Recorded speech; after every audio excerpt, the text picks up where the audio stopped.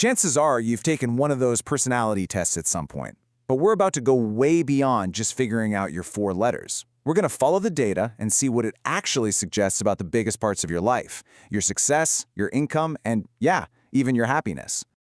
So, you get your result. Maybe you're an INFP or an ESTJ or something in between. But have you ever stopped and wondered if that little label actually connects to, real life? Does it have anything to do with how you do in school, how much money you make, or how happy you feel? Well, let's find out what the numbers say. Okay, so before we dive into all the juicy data, let's do a super quick refresher on the 4 dimensions that make up these personality types. Think of this as the basic blueprint we're going to be working with. First up, where do you get your energy? It's the classic question. Are you an extrovert who feels totally recharged after being around a bunch of people? Or are you an introvert who needs some quiet, solo time to fill up your battery?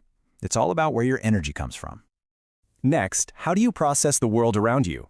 Sensing types are all about the here and now. They focus on concrete facts, on what they can see and touch. Intuitive types, on the other hand, they're looking for the patterns, the possibilities, the big picture of what could be. Then you've got how you make decisions. Are you a thinker who relies on logic, pros and cons, and objective criteria? Or are you a feeler who prioritizes harmony, empathy, and how a decision will affect all the people involved? Basically, head versus heart. And finally, how do you like to live your life? Judging types love a good plan. They thrive on structure and organization. Perceiving types, they're all about keeping their options open, being spontaneous and flexible. All right, now that we're all on the same page, let's get into the data. So let's start where a lot of our journeys begin, school. Does your personality type actually give you some kind of advantage in the classroom? Well, the data shows some really fascinating patterns. So, what you're looking at here is from an analysis that compared students in gifted programs to students in normal academic groups. The number you see is a ratio. So for every one student of a certain type in the normal group, this is how many were found in the gifted group. It's a pretty stark comparison. And when you look at that data, one trend just jumps right off the page.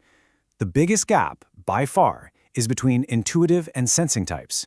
N-types were way more common in that gifted group, while S-types showed up much more often in the normal group. And this wasn't just a one-off thing either. Another study, this one looking at college students, found that ISTJs had way higher academic motivation and actually performed better than their ENFP classmates.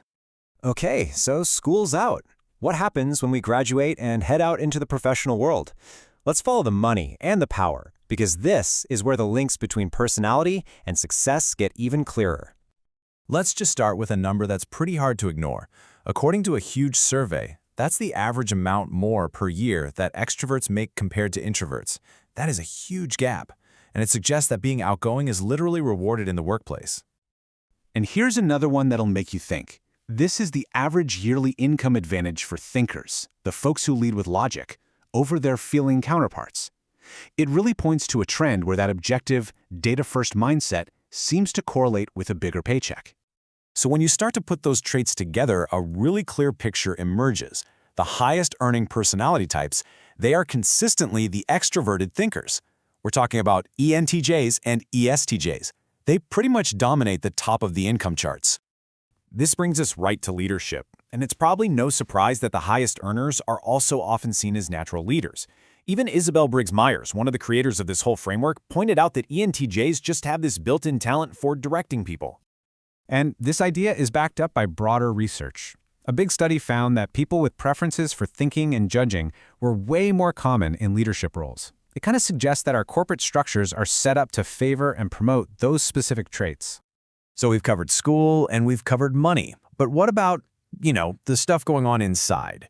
Does your personality type have any connection to your day-to-day happiness, your anxiety, or even your emotional intelligence? Let's switch gears from external success to our internal world. Okay, let's talk happiness. In one global survey that asked people to rate their happiness, the results were, they were incredibly clear. The top 8 happiest types were all extroverts, every single one. Researchers think it might be because extroverts are just more wired for reward and tend to remember positive things more easily. Now let's flip that coin over. When a different survey looked at anxiety, the whole pattern reversed. The types that were most likely to say they felt anxious were, you guessed it, overwhelmingly introverts, with ISFJs and ISTJs right at the top of the list. But hey, well-being isn't just about being happy or anxious, right? What about something like emotional intelligence, or EQ? Here, a totally different pattern pops up. The types that tend to score highest on EQ all share one letter, F, for feeling. Their natural focus on empathy gives them a huge leg up in understanding emotions in themselves and others. Okay, we've looked at school, we've looked at money, we've looked at our emotional worlds. And it might feel like your 4 letters kind of lay out a preset path for you. But the story is so much more complicated than that. So what are we supposed to take away from all this? The researchers who did that big income study were really clear about this. The traits that line up with higher pay are not set in stone. Things like setting ambitious goals or learning to face conflict directly. Those are skills. Skills anyone can learn and develop, no matter what your 4 letters are. And this, right here, is the most important thing to remember. All of this data shows correlations, not destiny. Your personality type just describes your natural preferences. It's like the default setting for your brain. It does not define your limits, and it for sure doesn't define your potential. So, I'll leave you with one final thought to chew on. Yes, these patterns tell us something about our personalities, but maybe they tell us even more about our society. What does it say about our schools, our jobs, and our culture that certain ways of being are so consistently valued and rewarded while others aren't? That's a really big question, and it's one that's definitely worth thinking about.